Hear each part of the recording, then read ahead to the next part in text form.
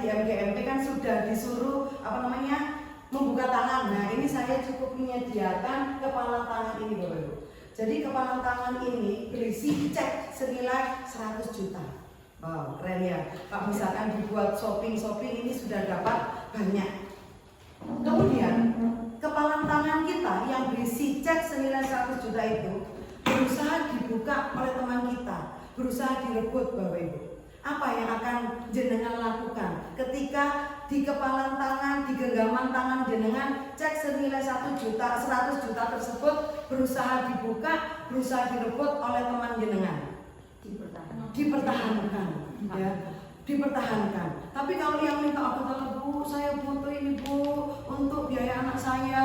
Kalau jenengan tidak memberikan cek yang ada di tangan jenengan, itu anak saya akan di DO Bapak Ibu. Nah, misalkan bagaimana apa yang akan jenengan lakukan? Dipertimbangkan. Nah, tapi kalau misalkan uang cek 100 juta itu ini untuk biaya keluarga saya Bapak Ibu, kalau memang uang itu cek tersebut tidak jenengan buka, maka taruhannya adalah nyawa. Nah, apa yang akan jenengan lakukan? Diberikan. Nah, jadi Bapak Ibu, yang memegang posisi kontrol itu adalah diri kita sendiri. Jadi pada dasarnya yang dapat mengendalikan kita, yang dapat mengontrol kita, itu adalah diri kita sendiri Bapak Ibu. Kemudian paradigma yang perlu kita pahami, yang perlu kita terapkan, yang perlu kita benahi, yaitu yang pertama, ilusi guru mengontrol murid. Kita sejauh ini selama menjadi guru, jangankan kita, saya saja, ya itu kan berusaha mengontrol murid. Kalian harus seperti ini, tidak boleh seperti ini. Padahal murid kita, peserta didik kita itu adalah selembar kertas yang sudah ada tulisannya. Akan tetapi tulisan tersebut masih tergores samar. Nah, tugas kita yaitu menebalkan goresan-goresan seperti itu. Murid kita itu ibarat lahan pertanian yang sudah ada tanamannya, Tugas kita adalah memupuknya, jabuti rumput kalau memang ada rumput yang mengganggu pertumbuhannya. Jadi nilai ada di sini Bapak Ibu. Peserta didik itu sudah memiliki bakat minatnya sendiri. Kita tidak bisa mendikte peserta didik tersebut. Tugas kita adalah mengantarnya, menuntunnya.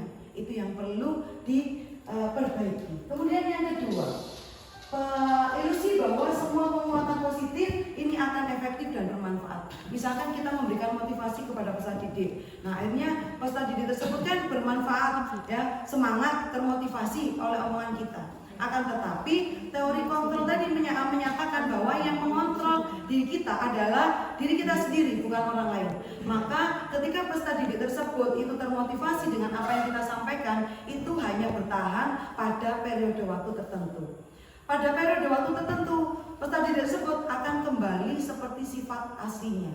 Akan tetapi tidak ada salahnya kalau kita terus memberikan motivasi kepada peserta didik. Kemudian yang ketiga, ilusi bahwa kritik dan membuat orang merasa bersalah dapat menguatkan karakter. Ada istilah bahwa kritik itu kan membangun.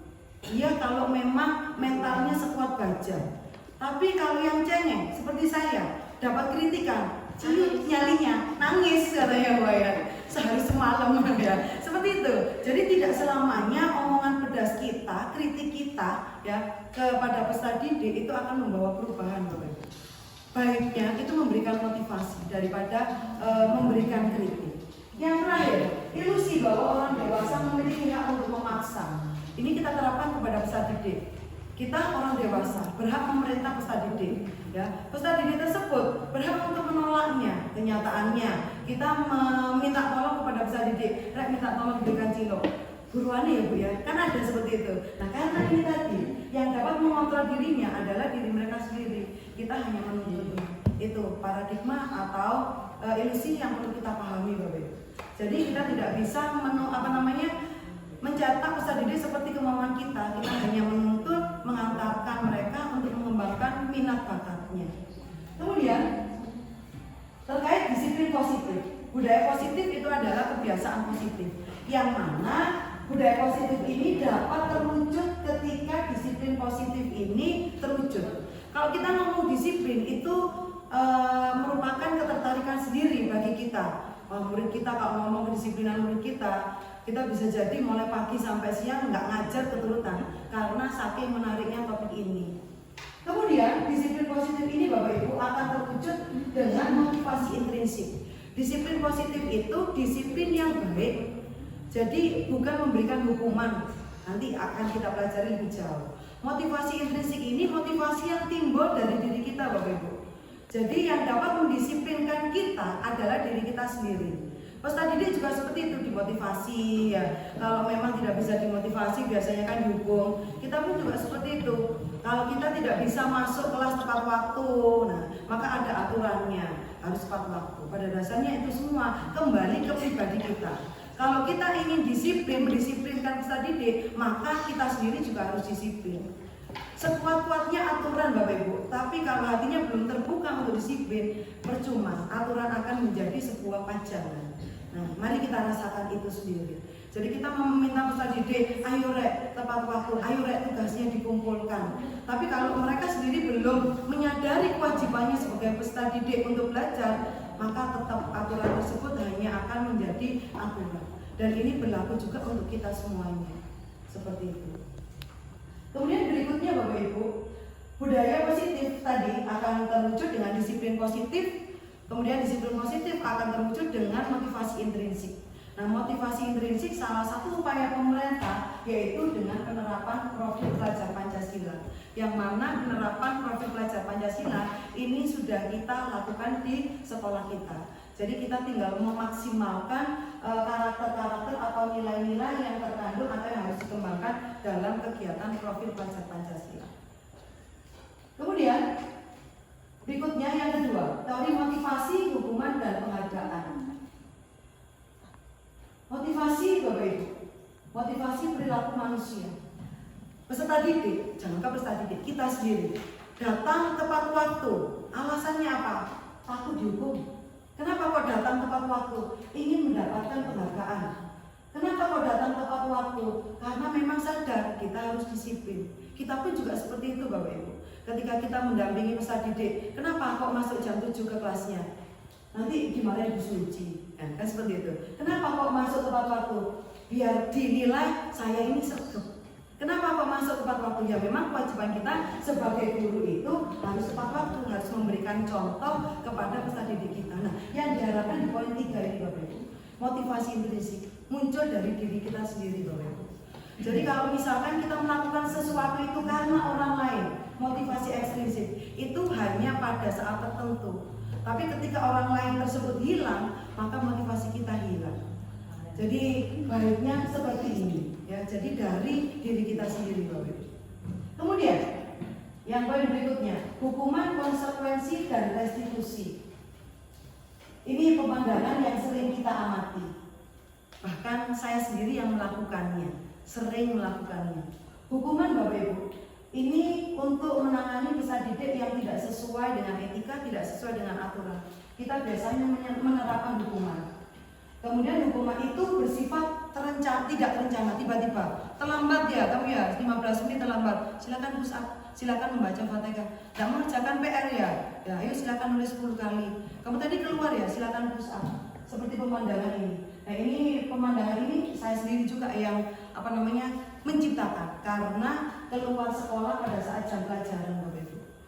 Kemudian kalau konsekuensi Bapak Ibu, ini sudah ada aturan, sudah disepakati. Kalau misalkan biasanya ini kan kita laksanakan di awal pelajaran. Kalau nanti bajunya dikeluarkan, sampean kena jewit ya. Kalau masuknya sampean duluan saya, sampean kena jewit sesuai kata-kata ya. Nah ini juga seringkali saya terapkan. Akan tetapi Bapak Ibu, yang baik itu dan saya baru menyadarinya itu setelah mengikuti program guru penggerak ini Bapak Ibu, yaitu berkaitan dengan restitusi. Jadi restitusi ini menangani peserta didik yang bermasalah, yang tidak sesuai dengan aturan, tapi dengan menciptakan kondisi untuk memperbaiki kesalahannya. Sama tadi dari mana? Dari kamar mandi Bu, masa dari kamar mandi nggak balik-balik padahal merokok. Kita tanya Bapak Ibu, kira-kira alasannya sampean seperti itu benar apa enggak? Kira-kira kalau sampean berseragam merokok itu sesuai apa tidak? Nah itu ya telatennya. Padahal kenyataannya sudah kita terapkan. Ini yang sabit, hukuman dan konsekuensi. Kan seperti itu. Saya pun juga seperti itu Bapak Ibu. Seringkali bahkan setiap kali menemui peserta didik yang bermasalah yang tidak sesuai aturan, ya 1, 2 ini restitusi jarang-jarang. Kan seperti itu. Akhirnya setelah belajar materi ini, oh ternyata yang benar itu seperti itu. Jadi harapannya itu kita menangani peserta didik dengan poin yang restitusi Bapak Ibu. Jadi hukuman, konsekuensi ini mulai dikurangi, mulai dihilangkan. Kira-kira cocok nggak buat lembaga kita? Kita sendiri nanti yang tahu kan dokter ya. Bagaimana peserta didik nanti? Ojo nggak kira-kira? Jadi itu gimana? Kemudian berikutnya penghargaan. Kita sebelumnya memberikan reward kepada peserta didik dengan harapan kan memberikan motivasi. Jadi dengan harapan setelah peserta didik ini menerima penghargaan, mereka menjadi termotivasi. Kemudian pada saat PKKS pun juga seperti itu, diharapkan ada penghargaan untuk Bapak Ibu gurunya. Kan seperti itu, akan tetapi Bapak Ibu setelah dikaji ada istilah ini. Penghargaan ini dapat menghukum, jadi dihukum oleh penghargaan. Dalam jangka pendek penghargaan ini bagus, memberikan motivasi. Tapi untuk jangka panjang Bapak Ibu, untuk penghargaan ini memberikan dampak yang kurang baik. Akhirnya peserta didik ini rajin, peserta didik ini disiplin, peserta didik ini mengerjakan tugas karena apa? Demi penghargaan. Kemudian dampak berikutnya Bapak Ibu, penghargaan ini merusak hubungan dan ini yang terjadi kemarin kan seperti itu. Jadi siswa yang lain dapat penghargaan, yang lain tidak. Nah ini kan wah kok saya tidak ya. Nah guru pun juga seperti itu, kemarin dapat penghargaan loh, kok saya tidak, padahal ini sama-sama. Nah akhirnya, nah ini kan kita merasakan dan nah kan seperti itu setelah belajar materi berguna, oh ternyata seperti ini. Ini kan nanti buat evaluasi untuk kita semuanya. Kemudian dampak dari penghargaan ini menurunkan kualitas Bapak Ibu. Karena kan bekerjanya karena penghargaan. Peserta didik juga seperti itu, rajin biar dapat penghargaan. Akhirnya seperti itu, cuma asal mendapatkan penghargaan saja. Penghargaan dapat menghukum. Itu tadi ya Bapak Ibu. Karena ada ini tadi merusak hubungan, akhirnya dapat menghukum. Kedepannya, wah saya harus hati-hati ini. Peserta didik juga seperti itu, wah ini nanti yang dapat penghargaan siswa-siswa ini saja. Nah, akhirnya saya diam saja ini. Kemudian restitusi. Restitusi tadi sempat saya sampaikan bahwa kita menangani peserta didik dengan memperbaiki kesalahan mereka. Ciri-ciri seperti ini nanti kita bahas lebih jauh di poin 5 dan 6. Berikutnya, keyakinan kelas. Untuk menuju ke motivasi intrinsik, disiplin positif dan budaya positif, kita memerlukan keyakinan kelas sebagai senjata, sebagai alat yang real untuk peserta didik. Sebelumnya mungkin kita menerapkan itu adalah peraturan kelas. Nah, kenapa sih kok keyakinan kelas? Kenapa sih kok tidak peraturan kelas? Ini alasannya Bapak Ibu. Ya. Jadi kalau misalkan kenapa kita menggunakan helm kalau kita berkendara sepeda biar selamat? Kenapa sih kita kok menggunakan mencuci tangan sebelum makan biar kita sehat, biar kita tidak sakit? Nah itu keyakinan kelas Bapak Ibu. Yang ini aturannya kita harus menggunakan helm saat mengendara. Kalau aturan itu peserta didik ketika selesai memenuhi aturannya ya sudah. Tapi kalau keyakinan kelas itu tertanam di hati mereka. Saya akan menjadi baik ini. Nah, mereka yakin, maka kedepannya insya Allah akan menjadi baik. Daripada peserta didik harus menjadi baik. Misalkan lagi, ini contohnya, kembalikan buku pada tempatnya. Itu kan aturan. Tapi kalau mereka sudah yakin, kelas saya harus rapi. Setelah mengembalikan buku otomatis dikembalikan. Itu kalau memang keyakinannya sudah melekat di hatinya. Oleh karena itu Bapak Ibu mulai kita rubah keyakinan peraturan kelas menjadi keyakinan kelas. Tujuannya apa? Untuk memotivasi peserta didik, memotivasi intrinsik. Bukan karena peraturan. Kalau peraturan itu kan motivasi ekstrinsik. Ini ya contoh keyakinan kelas yang sudah saya coba terapkan kemarin pada saat aksi nyata di kelas 7A. Jadi bentuknya seperti ini. Tidak ada bullying. Ini kan di sini nanti rukun, kompak. Nah, ini keyakinan kelas. Dengan harapan kelas 7A kan jenengan semerapi bagaimana anak-anaknya. Dilihat nanti berubah atau tidak. Teori kan kadang tidak seindah seperti prakteknya. Tapi apa salahnya kita mencoba teori-teori baru. Seperti itu. Kemudian kebutuhan dasar manusia dan dunia berkualitas. Kebutuhan dasar Bapak Ibu. Kita semua memiliki kebutuhan dasar. Peserta didik melakukan pelanggaran-pelanggaran itu bukan tanpa alasan. Bisa jadi kebutuhannya belum terpenuhi. Oleh karena itu mereka berusaha memenuhinya ketika berada di sekolah. Akan tetapi kadang caranya ini yang kurang tepat. Melakukan tindakan-tindakan makar yang tidak sesuai dengan peraturan. Nah, kebutuhan dasar manusia ada 5 Bapak Ibu. Yang bertahan hidup ini sandang pangan papan. Kemudian penguasaan. Berkaitan dengan kepingin menjadi ketua kelas misalkan, kepingin diakui menjadi pengusaha, kemudian kasih sayang dan rasa diterima. Mungkin dari keluarga broken akhirnya di sekolah membuat ulah, padahal mereka hanya ingin disayang, itu tujuannya. Kemudian kesenangan, sesekali kita mengajak tadi dia misalkan kok peserta didik ini di kelas kurang termotivasi ya, kita tanya kepingin apa, kepingin senang-senang. Seperti pelajaran olahraga ya Pak Wiron. Ketika peserta didik berada di kelas itu, kelas 8C waktu itu yang saya ikut Pak Wiron ngajar, luar biasa Bapak Ibu motivasinya. Yang di kelas itu biasanya konsultan tidur, ketika berada di lapangan anak-anak seperti itu ternyata motivasinya luar biasa. Nah ini menunjukkan bahwasannya peserta didik ini kepingin bersenang-senang. Jadi mari kita ajak anak-anak bermain-main dengan media pendekatan, metode pembelajaran yang pernah kita pelajari, kita terapkan. Kemudian kesenangan, kebebasan. Nah, peserta didik itu juga kepingin bebas. Sesekali peserta didik dikasih pilihan, ayo kepingin apa? Pasti anak-anak jawabnya pulang Bu. Nah, kan seperti itu. Kita boleh memberikan kebebasan kepada peserta didik, tapi di koridor-koridor pembelajaran yang sesuai dengan aturan. Jadi ketika peserta didik ini kok nakal ya, kenapa? Nah ini perlu kita dekati Bapak. Ternyata kan ada faktor X, alasan mereka melakukan atau tidak sesuai dengan harapan kita. Kemudian tadi yang sudah saya jelaskan, dunia berkualitas Bapak Ibu. Dunia berkualitas ini tempatnya ada di pikiran kita, ya, yang positif, yang sudah pernah kita lalui atau kita rencanakan, angan-angan Bapak Ibu, atau pengalaman kita. Bu Ayat dulu guru saya SD, ketika ngajar dulu Bu Ayat bagus, tapi bajunya seksi. Nah, itu kan dunia berkualitas yang melekat di pikiran saya, kan seperti itu. Nilai seseorang. Nah, iya kan seperti itu. Sekarang kan bisa mengambil ilmunya ya, karena sama-sama mengajar. Itu dunia berkualitas Bapak Ibu. Nah, ketika yang akan kita jalani, saya masa jadi guru gini-gini saja. Nah, saya harus meningkatkan kualitas saya. Itu dunia berkualitas. Oleh karena itu Bapak Ibu, mari kita ciptakan dunia berkualitas peserta didik seperti membangun, paling tidak kita menginspirasi buat mereka. Saya dulu jadi guru itu juga terinspirasi oleh guru saya Bapak Ibu di SMA. Nah, itu kan termasuk dunia berkualitas. Wah, ini gurunya enak sekali ini kalau ngajar. Orang ekonomi juga, oh berarti saya ketika lulus SMA harus ngambil jurusan ekonomi biar menjadi seperti guru ini. Nah itu kan dunia berkualitas Bapak.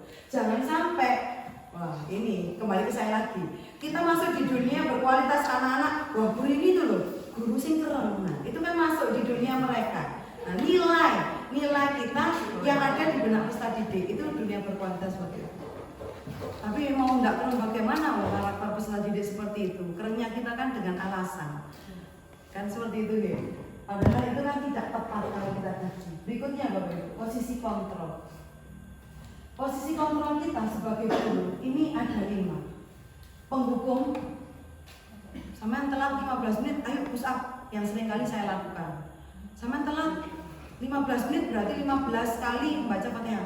Sama telah 20 menit berarti 20 kali membaca Fatihah. Nah, ini sering kali saya lakukan Bapak Ibu.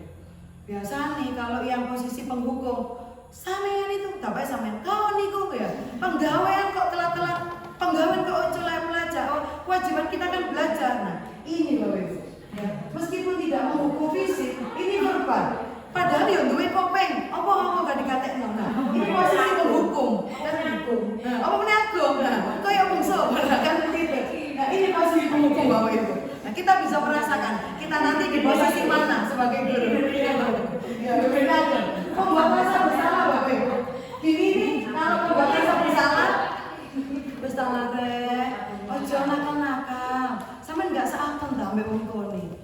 Wong tuane lho wis nyambut gawe, mulai petang udah berangkat pagi ya, pulang sore, sampeyan sing sekolah gak niat. Kasah tunda sampeyan. Ini Bapak Ibu, nangis darah nanti orang tuanya.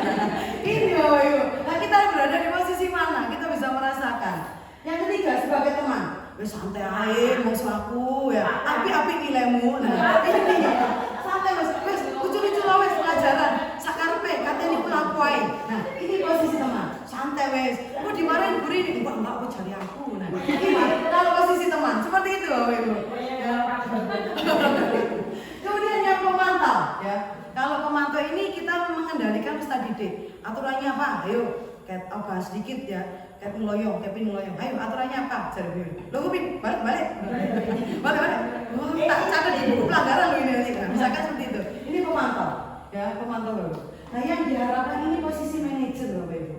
Harapan pemerintah memperlakukan peserta didik ini manajer. Nah, bagaimana posisi manajer ini? Nah, melakukannya bersama murid, mengevaluasi bersama murid ya. Jadi peserta didik itu bisa mengontrol perilakunya, menentukan kalau perilakunya salah. Nah, bisa tadi dicoba. Pokoknya sabar katanya Bu Hayat ya. Jadi dari 5 posisi kontrol ini yang diharapkan posisi kita sebagai guru yaitu manajer loh ini.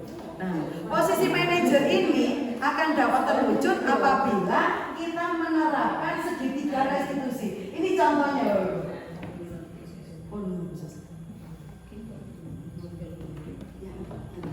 Ini contohnya. Kita evaluasi Bapak Ibu. Kita sebagai guru posisi kita di mana? Ibu dan Bapak guru hebat dalam penerapan disiplin positif restitusi. Salah satu program yang dikembangkan adalah 5 posisi kontrol. 5 posisi kontrol dalam restitusi adalah proses perjalanan seorang pendidik agar dapat mengenali dirinya. Pada video kali ini, kita akan membahas tentang 5 posisi kontrol yang dikembangkan oleh Diane Gosset dan contoh penerapannya.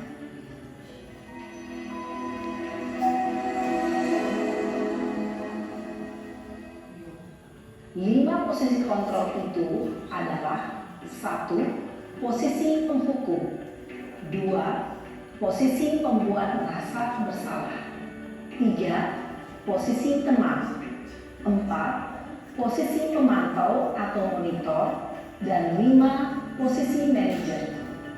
Untuk lebih memahami kelima posisi tersebut, mari kita saksikan kasus Naren yang terlambat hadir 20 menit di sekolah dan melihat bagaimana kelima posisi kontrol dalam menghadapi masalah tersebut. Contoh-contohnya nih Bapak Ibu, nanti kita evaluasi sendiri. Oh ternyata saya selama jadi guru di posisi penghukum, di posisi pemantau. Ini contoh-contohnya yang sebagai posisi penghukum. Kira-kira guru sopo? Sopo? Naren! Sini kamu! Bu Yuli. Selalu terlambat. Pasti terlambat. Apa? Apa coba? Alasan kamu apa lagi? Kapan sih kamu tidak terlambat? Malas sekali ya kamu jadi anak. Saya Dasar pemalas. Gak kapok-kapok sih kamu. Sudah berapa kali terlambat? Sana, kamu keliling lapangan basket 2 kali. kenapa saya harus keliling lapangan basket, Bu? Kenapa? Kamu orang ibu. Berani-beraninya jawab. Sudah terlambat, masih berani jawab enggak? Sekarang, keliling lapangan basket 5 kali sekalian. Biar aku. Cepat. Pergi sana ke lapangan basket. Posisi penghukum biasanya berbicara dengan nada tinggi, menghardik, menuju Kita biasanya juga seperti itu, dan saya pun juga seperti itu. hukuman bisa berupa fisik maupun psikis. Dan fisiknya Ibu dan sudah Bapak guru kali. dampak Psikisnya yang terjadi dimarahin. pada murid ketika guru berada pada Dampaknya, posisi Bapak Ibu. penghukum adalah murid cenderung akan memberontak, bahkan dendam.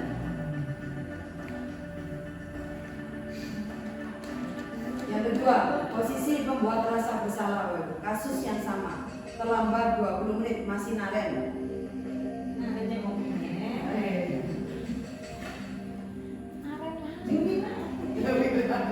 Naren! Selamat pagi Bu. Naren, kamu kenapa terlambat lagi, nak? Ini Ya Tuhan, membuat rasa bersalah. Naren. Kamu senang ya bikin ibu susah ya? Kalau kamu terlambat lagi, nanti Menggunakan ibu nada suara yang rendah nih, Bapak sekolah, Ibu. nak. Disangka ibu tidak bisa membina kamu. Duh, gimana ini? Maaf Bu. Duh, Gusti Naren. Kamu suka ya kalau ibu tegur bapak kepala sekolah? Beda, katanya posisi. Ini kamu sudah sering terlambat dong. Iya, dengan suara yang rendah. Ya, dengan suara yang lembut dan Ya sudah, suara yang rendah. lain kali jangan bikin ibu susah lagi ya, nak ya.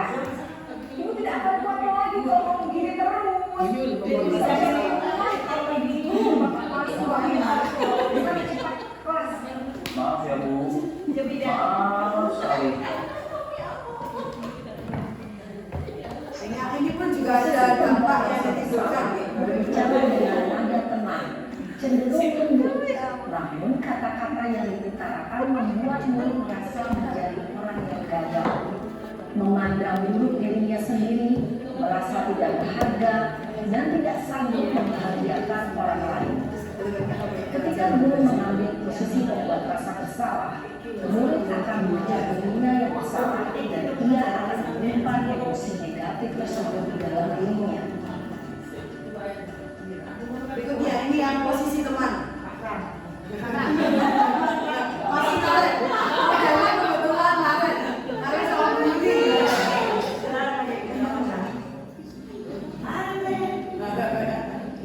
Naren! Naren lagi ya, terlambat. Selamat pagi Bu. Wah, sudah jam berapa ini, nak? Terlambat lagi ya, sayang. Iya Bu. Tapi saya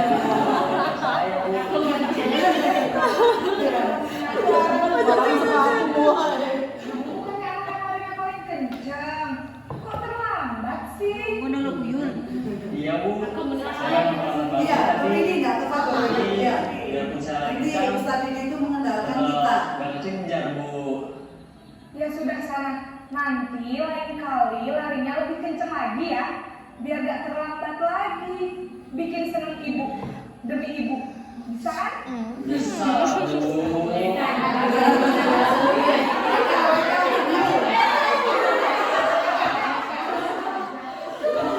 Tapi ini tidak dianjurkan. Iya. Ada dampak, tetap ada dampak yang ditimbulkan. Cenderung bersenda gurau untuk menjaga suasana tetap santai. Murid akan merasa senang, aman, dan akrab dengan guru. Adalah identitas sukses atau berhasil. Namun, perlu diingat, karena ini masih dorongan eksternal, maka ada faktor ketergantungan dari murid kepada orang Yang yang disarankan kan di sini motivasi dengan prinsip. aksennya, Kalau sehingga sebagai teman lain itu kan waktu motivasi murid bisa prinsip. berperilaku baik. Ketika gurunya berbeda, maka Ustadz ini nanti akan melakukan berbeda pula. Iya, ini kebaikan saja. Yang keempat ini posisi pemantau. Contohnya masih Naren ya, dengan kasus yang sama terlambat. Oke. Jadi satu video. Biar kita bisa membedakan. Naren! Naren lagi. Selamat pagi Bu. Naren, apa peraturan sekolah kita tentang jam berapa kita harus masuk sekolah, nak? Kita harus di sekolah jam 7 Bu. Iya betul, sekarang sudah jam 7.20. Naren sudah tahu konsekuensinya jika terlambat hadir. Paham Bu. Saya harus tinggal kelas pas jam istirahat selama 20 menit. Iya benar, konsekuensinya demikian. Jadi nanti jam 9.30 pas istirahat, kamu harus tinggal di kelas, kerjakan tugas tambahan untuk ketertinggalan kamu, ya? Baik, Bu. Posisi pemantau mengandalkan perhitungan atau data untuk mengontrol mereka berdasarkan peraturan dan konsekuensi. Seorang pemantau menunjukkan dan ekspresi wajah yang datar dan cenderung formal. Ini masih tidak dianjurkan ya. Yang terakhir ini ya sebagai manajer kayak buaya katanya. Buayanya baik-baik. Yang tidak baik saya. Ini contohnya Bapak Ibu. Nanti kita bisa nyoba menerapkan posisi manajer kepada peserta didik kita. Masih naret, kasih naret terlambat 2 menit. Ini mana? Baik, Bu. Selamat pagi, Naren. Maaf, Bu. Saya terlambat. Iya, sekolah masuknya jam 7, sekarang sudah jam 7.20. Jadi sekarang bagaimana ini, Naren? Maaf, Bu. Saya lupa soal alarm saya semalam. Baiklah, menurut kamu, kira-kira Ini menggunakan segitiga restitusi juga Bapak Ibu. Mereka Menghargai diri memikirkan sendiri kesalahannya, dan orang lain apa pun, Bu. evaluasi apa yang tidak benar dengan Jadi, apakah perilakunya. Naren meyakini prinsip saling menghormati tersebut? Iya, Bu. Saya meyakininya. Apakah Naren bersedia memperbaiki masalah keterlambatan ini? Bersedia, Bu. Bagaimana kamu akan perbaiki masalah keterlambatan ini? Nah, jadi mereka Saya kalian yang tidak menimbulkan lupa masalah, alarm kalian saya. juga yang menciptakan Kalau solusinya. kamu di rumah, ada orang yang kira-kira bisa bantu mengingatkan tidak? Ada, Bu. Kakak saya, Kak Emma. Ada lagi selain Kak Emma? Selain Kak Emma, ada ibu saya. Baik, jadi yang mengingatkan Naren adalah Kak Emma dan ibu kamu ya? Kira-kira akan mulai set alarm kapan nih Naren? Setelah pulang sekolah, akan segera saya lakukan. Baik, jadi Naren akan setel alarm untuk bangun besok pagi dan akan diingatkan oleh kakak dan ibunda Naren ya. Ada lagi yang mungkin perlu dilakukan Naren agar tidak terlambat bangun lagi. Tidak ada, Bu. Baik Naren, terima kasih untuk kerjasama kamu. Sekarang kamu perlu kembali ke kelas untuk belajar. Baik, Bu. Terima kasih. Layan caranya, baik banget. Posisi manajer adalah posisi kontrol yang disarankan untuk membimbing. Ini yang disarankan, yang perlu kita lakukan di lembaga kita ya. Jadi peserta didik itu dapat mengevaluasi perilakunya sendiri, menciptakan solusinya sendiri. Jadi yang diinginkan itu adalah motivasi intrinsiknya. Sehingga membuat mereka dapat belajar dari kesalahannya dan mencari sebuah solusi untuk menyelesaikan. Ibu dan bapak guru hebat setelah mengamati adegan 15 kontrol tadi.